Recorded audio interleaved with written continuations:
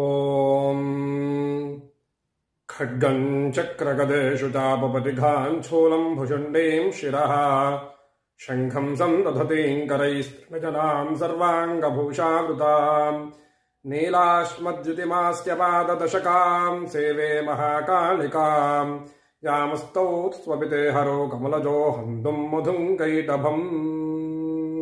శ్రీ మహావిష్ణువు నిద్రించుచుండగా మధుకైటభులను రాక్షసులను సంహరించుటకొరకై బ్రహ్మదేవుడు సాక్షాత్తు చేతులయందు ఖడ్గము, చక్రము, గద, ధనస్సు, బాణము, పరిఘ మరియు శంఖము ఇలా మొదలగు అస్త్రములను ధరించినదియును, త్రినేత్రములు కలిగినదియును, 10 తలలు కలిగినదియును, 10 పాదములు కలిగినదియును అయినటువంటి ఆ కాళికాదేవతను స్తుతించను అని ఈ శ్లోకము యొక్క తాత్పర్యము.